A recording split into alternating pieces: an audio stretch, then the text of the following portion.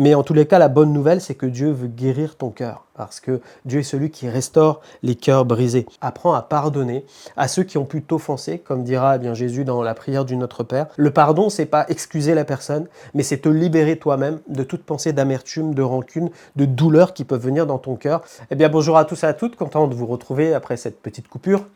Simplement vous dire que le format est toujours le même.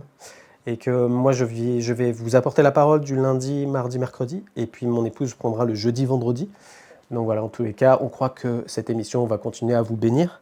Et sans plus tarder, je vais prendre la lecture d'aujourd'hui dans le psaume 109, verset 22, en version Summer. « Je suis malheureux et pauvre, et mon cœur est déchiré au-dedans de moi. Amen. » Si je donnais un titre à ce que je veux dire aujourd'hui, c'est « Quand le verre se brise ». As-tu déjà assisté à un pare-brise qui se fêle devant toi et qui, tout d'un coup, va complètement obstruer ta vision? Moi, je l'ai vécu, j'étais en train de suivre ma sœur dans ma voiture, elle était avec sa voiture, et puis je la suivais de trop près. On est arrivé sur un chemin où il y avait des gravillons, et puis un gravillon qui arrivait dans mon carreau, et j'ai vu mon pare-brise se briser petit à petit. Et puis après, je ne pouvais plus le voir, donc il fallait que je m'arrête. Et parfois, dans notre vie, c'est un peu ça ce qui peut nous arriver. C'est-à-dire dans notre cœur, comme dit le psalmiste, mon cœur est déchiré. Et le mot déchiré, là, c'est vraiment être brisé, être fêlé. C'est-à-dire quelque chose qui vient te frapper, que tu n'as pas vu venir, et puis qui vient te briser intérieurement. Et tu ne peux rien faire, tu es comme un acteur passif, en fait.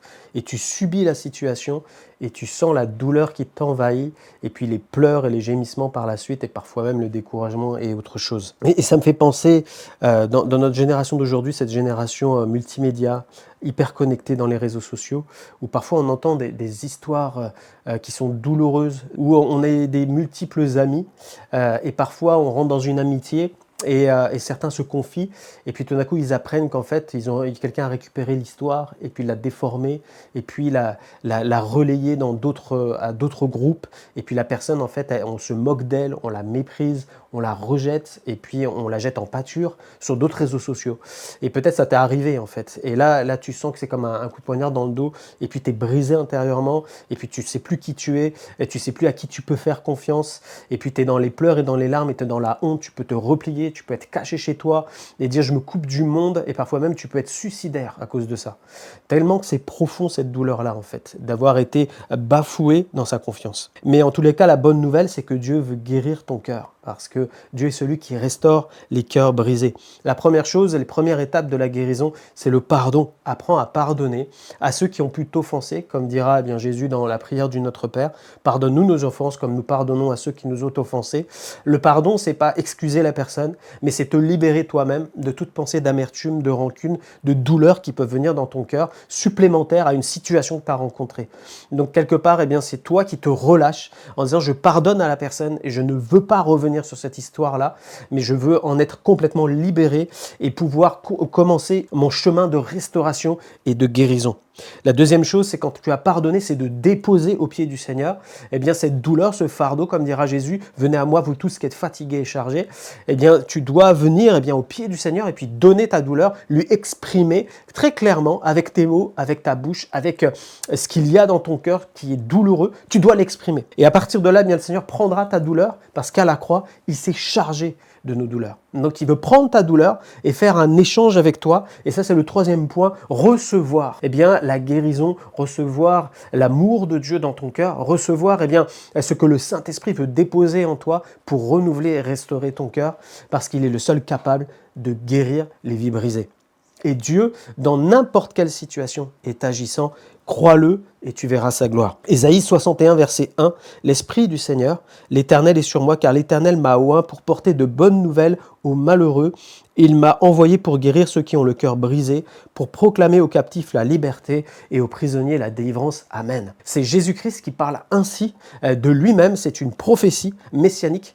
Et Jésus est celui qui est capable encore aujourd'hui de venir prendre ta douleur et de faire quelque chose de miraculeux dans ton cœur, quelle que soit la situation que tu as rencontrée.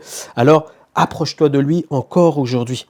Et j'aimerais juste terminer par là. Si peut-être tu es à la recherche d'amitié, demande à Dieu des vrais amis. Au lieu de chercher par toi-même des amis, et tu dis, ouais, est-ce que je peux encore m'investir dans une relation? Il y a toujours un risque. Je crois qu'il est important que tu puisses faire confiance à Dieu et dire, Seigneur, j'ai besoin d'avoir un entourage, d'avoir des amis que toi, tu as sur ta liste pour moi, quelque part. Fais confiance à Dieu.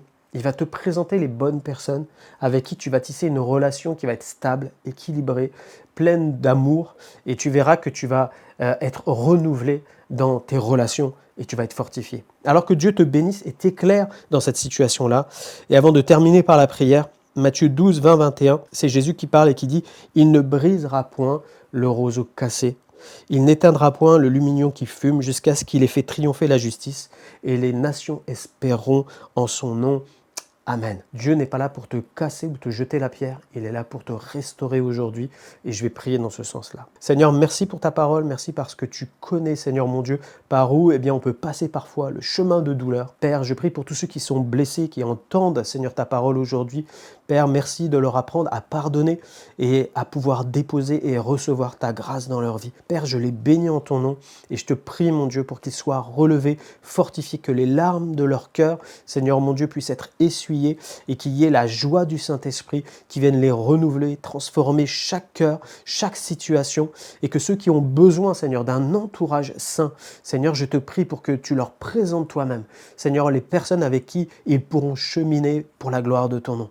Merci Seigneur, merci Jésus. Amen. Que Dieu vous bénisse, on se retrouve demain.